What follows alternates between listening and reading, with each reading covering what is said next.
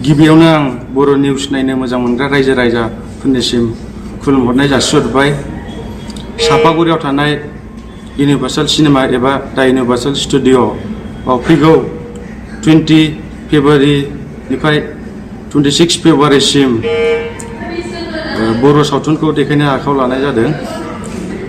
बे बर' सावथुननि मुङानो जाहैबाय सानजारां।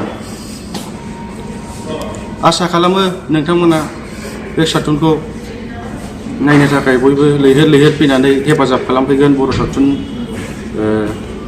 दावखोनायाव हेफाजाब खालामनो थाखाय। सानजारां मुभिखौ सोर सोर लिरनाय आरो सोरनि डिरेक्सनाव जानाय?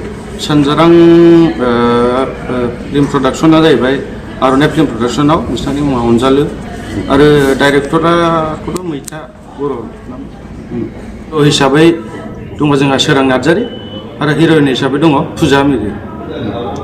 टिकेटखौ अफलाइनसो मोननाय जागोन। जाय बिथांमोना आरो एडभान्स बुकिं खालामनो गोसो, बे स्क्रिनाव होनाय मबाइल नाम्बाराव कल खालामनानै बुकिं खालामनो हागोन। टिकेटआ जोंहा मोनब्रै माबा दङ, खथायाव दङ। मोनसेया जाहैबाय गल्ड, गल्डआ 100, प्लेटिनियाम 140, डायमन्डआ 180, आरो प्रिमियामाव 300। माब्लानिफ्राय टिकेटखौ गाबोन फुंनि 11टानिफ्राय मोननो हागोन, जेनेबा 20 तारिख फेब्रुवारि फुंनि 11टानिफ्राय मोननो हागोन। जायफ्रा नायनो गोसो बिथांमोना बेहायबो टिकेटखौ लानानै नायफैनो हागोन। औ, जायफोर बिथांमोना गोसो टिकेटखौ डाइरेक्ट बक्स अफिसाव फैनानै दाफैनो हागोन। आरो सोर गोजाननिफ्रा जुदि फनावनो लाहरनो हागोन, बुकिं खालामहरनो हागोन, मबाइल नाम्बाराव कल खालामनानै बा एडभान्स पेमेन्ट खालामग्रोनो हागोन। रायजो राजाफोरखौ नायनो मा खावलायगोन?